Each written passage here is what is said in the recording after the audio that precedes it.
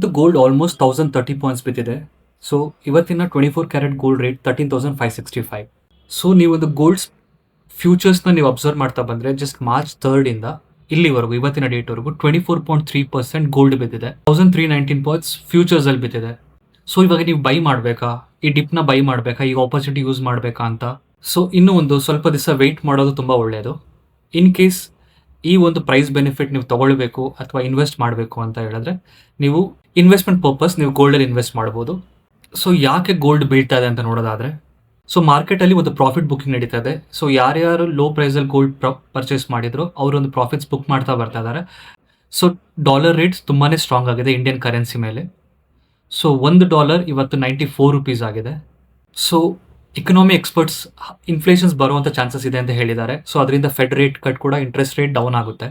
So ಅದರಿಂದ ಇವಾಗ ಒಂದು ಇನ್ವೆಸ್ಟ್ಮೆಂಟ್ ಮಾಡೋದು ಗೋಲ್ಡ್ ಮೇಲೆ ಅಷ್ಟು ಒಳ್ಳೆ ಆಪರ್ಚುನಿಟೀಸ್ ಇಲ್ಲ ಅಂತ ಇನ್ವೆಸ್ಟರ್ಸ್ ಪ್ರಾಫಿಟ್ ಬುಕಿಂಗ್ ಮಾಡ್ತಾ ಬರ್ತಾ ಇದ್ದಾರೆ. ಯಾರ್ಯಾರು ಶಾರ್ಟ್ ಮಾರ್ಜಿನ್ ಕಾಲ್ ಇರ್ತಾರೆ ಅದನ್ನ ಕವರ್ ಮಾಡೋಕ್ಕೋಸ್ಕರ ಅವರ ಒಂದು ಪೊಸಿಷನ್ಸ್ನ ಎಕ್ಸಿಟ್ ಮಾಡ್ತಾ ಇದ್ದಾರೆ. ಸೊ ಇದೇ ರೀತಿ ಹೆಚ್ಚಿನ ಇನ್ಫಾರ್ಮೇಷನ್ಸ್ಗೆ ನನ್ನ ಪೇಜ್ ಫಾಲೋ ಮಾಡಿ. Thank you.